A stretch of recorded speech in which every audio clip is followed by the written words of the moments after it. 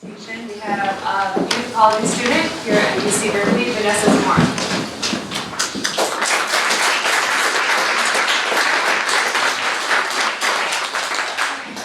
Hi, good evening, everybody.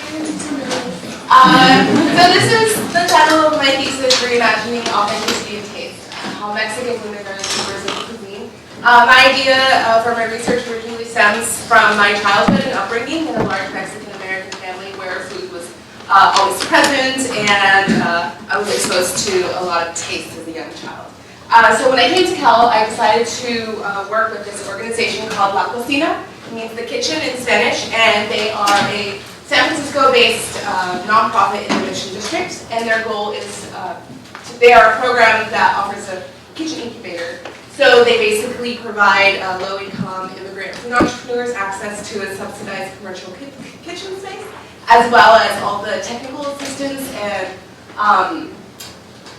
program goal planning that they would need to create a successful business in San Francisco. So La Cuisine is a very important place to me because I've spent the last 2 years there working for food businesses, working in the kitchen, working as an intern on the program side, also working in the fair building where I help sell packaged products from up to 15 different program participants who do all kinds of packaged foods.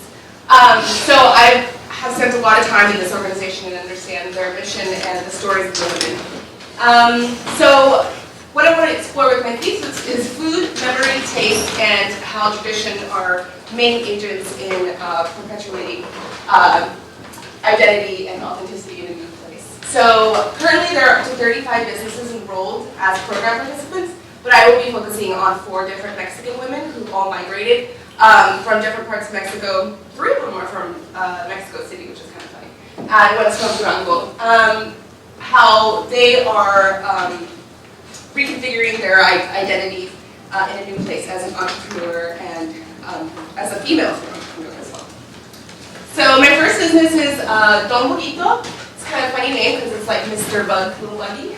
So this business owner is named Monica Martinez, and she comes from Mexico City. And before she became a food entrepreneur, she was an industrial designer, and her goal, her job was to create low-impact housing for worms. So she created this thing called Worm House. And so how could we provide a space for worms to grow that was sustainable and low impact and provided protein for large amounts of people?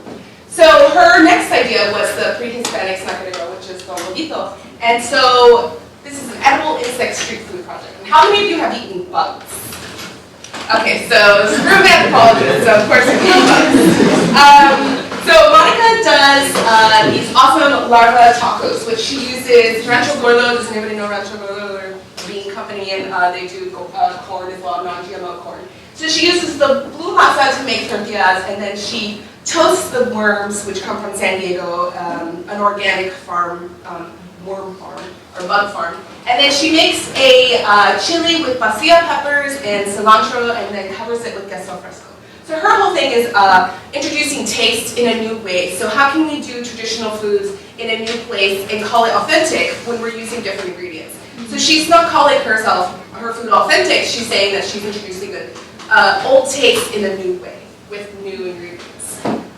So these are really fun. She also does chocolate-covered crickets and mealworms, and she does these little ones that I call Doritos because they taste like Doritos. But they're mealworms and crickets, and they're covered in like chili, lime, and tomatoes. So it kind of has that like Doritos taste, but it's much better in its bugs. So I really like Monica. She's a very nice lady. I've been able to work for her. I've worked for a lot of these businesses, so I know their stories very well. So in my thesis, I go into detail about like why they decided to go into the food business. My next one is Sweets Collection. This is Rosa Rodriguez. She comes from Durango, Mexico, and she makes gelatina art. Has anybody ever had gelatin art? Everybody's probably had Jello at some point. But in Mexico, gelatina is a really big deal. They have it at all the parties. It's on the table. It's super decorative. They do it like a Frida's face or like, any big person in Mexico. So it's fun. And she uses a syringe and injects it into the Jello mold and creates all these beautiful variations. So her whole thing is also taste and tradition, because this is a traditional thing in Mexico. And in the United States, there's a lot of vegetarians and vegans, and they're against gelatin because they supposedly use animal bones to make it. But you know, she does a really beautiful thing, and she's using her art, because she's an artist as well, in a new way to provide money for an income for her family, because she's a single mother of 2 children. So she's an immigrant as well. All these women are immigrants from Mexico. The next one is Sal de Vida. This is Adriana Almanza Filal, and she is from Mexico City as well, came here about 15 years ago, and she wrote this cookbook right here, which is a really beautiful cookbook. It's called Celebraciones Mexicanas, and so it's about history, tradition, and recipes. And in this book, she uses all these recipes from her family in Mexico, because they were a huge family and they cooked all the time. And she got all the recipes from her deaf aunt. So the only way she could call was if there was another hearing person in the house, and they had to translate from sign language to Spanish, and then she translated it to English and did all the quantities and stuff like that. So she's an amazing person. She makes gourmet salts and instant soups and side dishes. So she kind of takes a different take on authentic foods. She's trying to introduce a more gourmet palette with the spices and flavors of Mexico and its history of having French influence, Italian influence, English influence, as well as the Spanish, of course. So she's a cook and an author, and she's actually doing this really great work right now where she's working with the school district and helping create recipes for children. So she's taking her ideas of taste and tradition to a whole new level with working with children. And finally, we have Veronica Salazar. She is the owner of AURS. So she is the first participant in La Cocina in 2005 when they opened their doors. And she's amazing. She makes these things called huaraches. So it's like a sandal, so it's like a corn-filled masa with like cheese and stuff like that. And so she couldn't find anywhere in San Francisco. And she comes from restaurateurs in Mexico, so her family has a big restaurant there.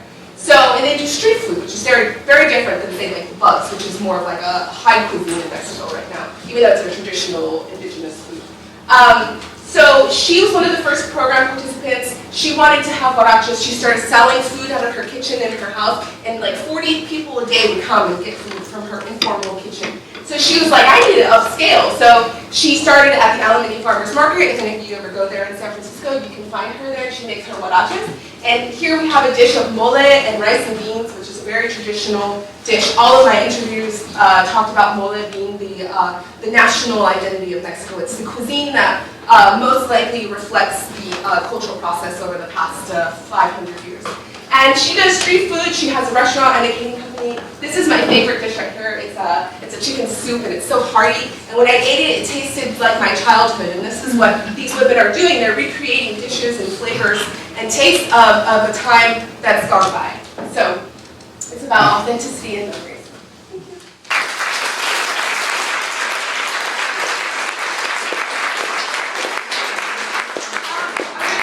Questions? With the Jalatina, forgive me my non-existent Spanish, that was all edible design? It was all edible. So inside the flour, she puts a milk emulsion inside a syringe and then does it like in 2 minutes. She can make like, that was a sunflower that was 10 inches. So that wasn't like a little cup. That was a huge thing. Her and her daughter do this all the time. She does Jello shots, which are really good too. Okay.